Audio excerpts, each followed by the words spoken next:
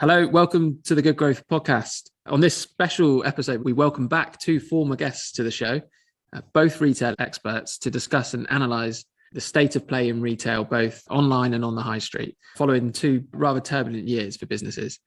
We're going to address how consumer behaviour has changed over that time, as well as visiting the rise of sustainability in shopping, and a look ahead to what we can expect into 2022 and beyond. It's a lot to cover there. A warm welcome, firstly, to the CEO of LK Bennett and Chairman at Good Growth, Darren Topp, and also the Global Operations Director, also known as God, at Fatface, Mark Wright. How are you both? That is a brilliant acronym, that is, Mark. Did you come up with that one? Sure, I thought I was going to have to pay for it, but no, it was created before I arrived, Darren. But I did feel I finally met the dizzy heights. Who'd have thought? You couldn't make it up, could you? That's brilliant. Well, good morning to you both. Good to see you. Yeah, good morning to you and to everybody else. Thank you. Great to have you on. Darren, you were the very first guest on the podcast. We recorded back in the summer of 2019. And I'm not. Is that what it was? It was that long ago. I'm not sure even the crystal ball could have predicted what we've seen unfold since then. No. Let's take the high street first. A lot has changed. As recently as over the sort of last 6 to 12 months, we've seen Debenhams being bought out by Boohoo, Topshop. The Topshop portfolio was acquired by ASOS. Interestingly, both chose not to buy out the respective stores. Are these high-profile acquisitions really now sort of forcing the hand of town and city centre high streets to change how they look? Well, listen, I think it's a really good question. And I think the challenge is, for the high streets of the UK is ongoing and not likely to diminish in any way in the short term. And the reality is that for most of us, we want to trade in the high street. We believe we can, not only can we take money, but with the right deals, we can make money. More importantly, we can provide employment and we can make these high streets look much more attractive. I think there's two key criteria at play here. I think the reality is there's probably been overproliferation of the high streets. We've got too many high streets and we've created fake ones, false ones, and therefore we're going to have to repurpose some. But if we take the broad sector in total, I think the reality is that with the right rent and the right rates, we can get most of these to work. I would open a load more stores tomorrow if I could get the right deals. So this is not the only future is online, because I don't believe that. I don't believe that at all. And even today, with all the push as a consequence of Omicron and COVID-19, there's still, from a lot of businesses, still the majority of sales are still in stores. Or if it is a majority online, it's only just. So I think there's an absolute future in the high street. I think we've got to have some help from the government on rates, and I'm going to give you an example of it now. So we're about to open a store on New Bond Street, and it's a relatively short-term let. It's 3-4 years, but the rates are 4 or 5 times the rent. Well, that's just not sustainable. That's just not a realistic proposition, because I get the rent, I'm paying the landlord, but the rates are a tax imposed by the government. And the reality is, if we can get some sensible application of rates, then I think it will give our high streets that added injection that it needs. Mark, do you echo those sentiments and face those same similar challenges? Yeah, I do completely. I mean, Darren and I have grown up in similar retail experiences and both worked for organisations that are dominant in terms of high street shopping. And exactly as Darren has said, for Fatface, still the majority of our business, majority of our profit comes from our store base. That's facing challenges, most of which are driven out of the financial dynamics of trading in those locations. This gets media coverage, but there's very little action been taken to address it. I think furthermore as well, actually, the infrastructure challenges right now, there is a lack of investment in city centres, town centres, and it is harder and harder, therefore, to support businesses within those locations. Look, everybody understands the migration to home shopping. Everybody understands the growth of e-commerce and the convenience. But particularly in this country, we've got densely populated locations built around market towns, and at the heart of that is shopping and communities. And I think, yes, we'll see some independence. Yes, we'll see some new investment, but there has to be some central action to make this viable for businesses. And the other thing probably is just, the increase in cost pressures rightly on labour, in terms of improvements in national living wage and other things are fantastic, and all for the right reasons given the challenges of cost of living. But all of that is putting further cost pressure on retailers. So rent and rates need addressing. Well, Mark, we've actually first spoke 12 months ago, and we reviewed what was a challenging year for Fatface, but also one that felt like it had plenty of optimism ahead. Fatface recently announced an increase in online sales of around 62% against 2019. You've had a good Christmas period as well. Clearly, the avenue for rapid growth is online, but of course, as you say, your visual presence is on the high street, and still the majority of your trades on the high street. How difficult is it to manage that balance and focus time and resources as a business? And I suppose the second part to my question is, has any of this been made easier by, up until I suppose those last couple of weeks in December, a return of customers to the high street over the last 6 to 12 months? Yeah, it's a great question, Dan. And I think it's still a bit too early to call, because we've had, what feels like 2 years. Oh, it feels like 2 lost years, frankly, of just constant disruption. And I think I spoke to you last time, but even before Christmas, I took a call in the centre of Cheltenham one morning, going through the COVID impact we had that day and some decisions we're going to have to make around store closures. And we have different government guidance in Scotland, different in Ireland, different isolation periods, and then how are we going to make choices actually that morning around which of our stations we were going to keep open because of an immediate geographic problem with resource.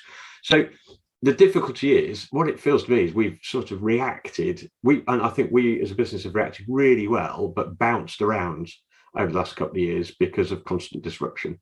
So placement of stock has been affected, customer expectation has been affected, and therefore the role that our high street stores play, I think, is still super important. And I think Darren will be in the same place. But we've recently done some research with PwC, and for our business, that's been reaffirmed by just saying how important our stores are in helping our customers' opinion of our brand. And that actually starts with our product and how we display it and sell it, and what it looks like, what it feels like. And there's a real tangibility to Fatface. We pride ourselves on soft quality fabrics.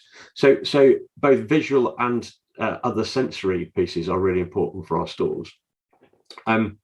And therefore, those interactions remain super critical in terms of future performance. That said, the pandemic has sped up a trend that we was already seeing. From a Fatface point of view, we were underdeveloped in that area. Therefore, we've invested in people and capability. We've invested in tech. We've improved the partners that we're working with, all of which, as you pointed out, accelerated. And we had a good Christmas, but we had a great Christmas online in terms of growth. We actually had a really good summer, which was better than our expectations because customers were that keen to get back out into physical shopping. And I think that's the sort of, we haven't experienced that yet because of what happened with Omicron before Christmas. Again, it all subsided. So hopefully, as Plan B gets released, and in the coming weeks, people booking holidays and wanting to be outdoors again, I am really optimistic about what that means in the next 12 months and beyond. And I'd echo that, Dan. So at LK Bennett, we saw, our store performance throughout the summer and autumn, we were very, very pleased with. And it was significantly ahead of where we thought it would be. And that didn't diminish the digital business. That continued to perform strongly. But what it just illustrated for me, and I think for lots of us, is that, if we can get the financial dynamics right, we'd all have a big high street presence. That's the reality of it. And if you can get the right rent and the right rates, because frankly, they're your 2 biggest costs, we get the people. And also, we want to pay our people more money. This is, we're not upset about the fact that the government is increasing the minimum wage. We think that's great. We want that. We want to be paying people a proper living wage, and we're keen to do that. The constraints on us, in lots of ways, are the fact that, our rate bill is nearly as big as our salary bill. So we'd like to be paying the government a bit less, and we pay our teams a bit more. So I think we all felt very confident about the future when we saw the summer and autumn. And then, as Mark rightly says, sadly, it was sort of somewhat had the carpet pulled from underneath us as a consequence of Omicron. And we've not unwound from that yet, that's for sure. And it'll be very interesting to see how long it takes to unwind from that. But it's certainly going to be a few weeks. And this, different parts of the UK all moving in different times. I mean, I'm a predominantly London business, so it makes it a little easier. But, if you're a multi-operator like Fatface and Marks and Spencer, or, it must be a complete nightmare to try and operate. You've probably got staff working in one country, living in one country and working in another. I mean, I don't even, just the logistical challenges of that. And it just raised that issue, didn't it? That devolution's there's lots of benefits to it, but one of them is not helping business to operate efficiently and effectively. No, that's clearly the main constraint here, isn't it? Is the ability for businesses to operate in the most efficient manner. As you say, the encouraging sign there is customers have shown willingness to come back to the high street, and so hopefully that does come again soon. I think Primark said when the first week they opened, they had their biggest ever week. Yeah. I mean, it's unbelievable. That is unbelievable, isn't it? We go from zero to your biggest ever week. Now, I know they haven't got an online presence currently, so that affects it a little bit. But, that's a lot of volume. For Primark, that's a lot of people going in buying a lot of stuff, for sure. I just want to talk a little bit about we talked about the impact on businesses there. I want to talk a little bit about how consumer and customer behavior has changed recently. Darren, just going back to our first podcast in 2019, you outlined the importance for the need for the high street to become more dynamic in what it offers. And we've talked about what you sort of mentioned there, the restrictions business have in terms of the rates that they're paying on real estate. But the importance of the high street to become more dynamic, if it is going to be bringing back footfall. Have you seen any signs of that moving in that direction yet? I think the reality is COVID-19 sort of scuppered a lot of the work around that. But I think the reality is, Dan, when Mark and I worked at Marks and Spencer and it made £1 billion a year profit, every high street in the country looked the same. They all had an M&S, they all had a Boots, they all had a BHS, they all had a C&A. And you know what? Over time, the British public rejected that. They want our high streets to be much more interesting, dynamic, and different. And what does that look like? Well, I think that looks like lots of different things. So, we've seen the rise of brands like Fatface and lifestyle brands like that, and Sea Salt and various others, which have just made it a bit more interesting. They want to see independence. They want to see places to eat. They want to see places to have a coffee. Why wouldn't people want to live in these high streets? They're in some of the best locations, in the world. So it's only going to happen, I think, through a combination of retailers, hospitality, local government, and central government. As I said to you earlier, if the financial dynamics were right, I'd double my store portfolio tomorrow and invest in, all those shops. That would be pumping money into those high streets. But I can't do that while, a large chunk of them practically look like they've closed down. Nobody wants to go and visit a high street where there's only 3 shops and 2 of them are charity shops. And that's not to say that charity shops haven't got a place in the new world, because I think they absolutely have, but it's going to require some proper joined up big thinking. And if I'm honest, it's not on anybody's agenda at the moment, or it's not high enough on anybody's agenda. Yeah, I agree, Darren. I think the number of vacant units is still the bit that shocks me. Be that in developed shopping centres that aren't that old, or you go to city centres like even places like Norwich that are far enough away that they have their own sort of ecosystem and infrastructure, but actually the amount of vacant units there. So again, I think unfortunately the pandemic has hit that hard because poor hospitality, because probably the area where you see more independence, you see more creativity and innovation. And I personally will try and make a point of going to the independent coffee shop rather than the chain when I'm somewhere. And they, every part of hospitality has been hit hardest. Retail's been hit really hard as well. And those are the lifeblood of those conurbations. And there isn't the residential thing I think happens, but it happens converting excess space rather than, you're not going to put flats in not the middle. Answer. No, it's sort of dealing with part of the problem. But for me, it's that it's the lifeblood of this country, and we're not doing enough from a central perspective because of other distractions right now.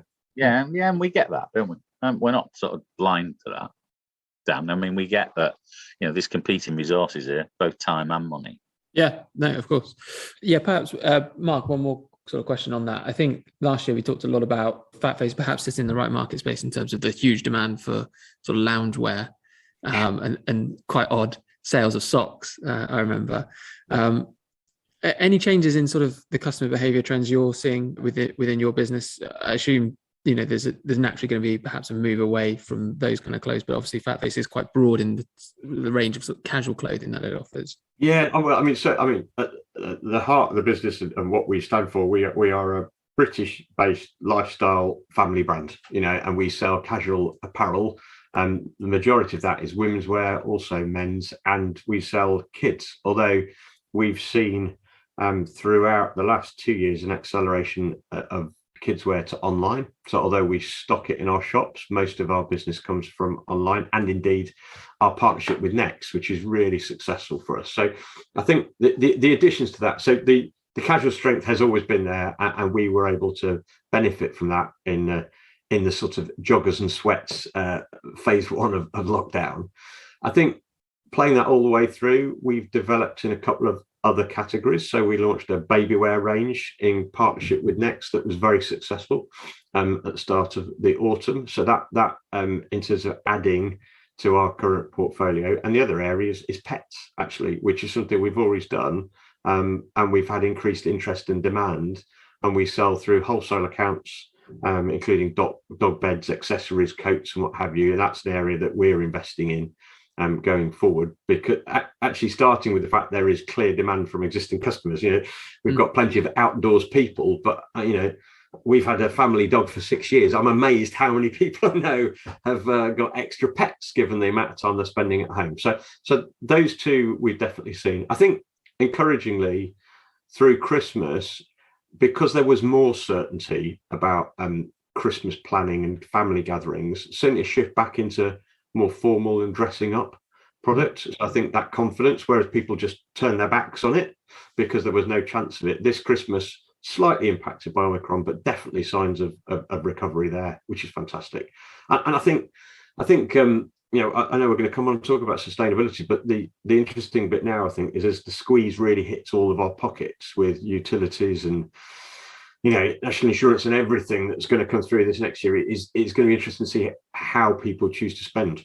And I expect leisure and holidays holiday companies to have a pretty good year, as everybody's desperate to have that well-deserved break. So that's going to be interesting, whether they're buying gear from us to take on holiday or how they're adjusting their spend patterns, I think. And that concludes part one of my chat with Darren and Mark. A real insight into the challenges businesses face in having a presence on the high street, but also encouraging signs of shoppers showing a desire to get back on the high street themselves. In part two, we talk about sustainability and shopping, amongst the growing consumer demand to see fashion brands operating in an environmentally friendly way. And Darren and Mark give us their look ahead for 2022 and beyond. Part two will be released by the 11th of February on our usual platforms, Spotify, Apple Podcasts, and on our website, goodgrowth.co.uk. Thank you for listening.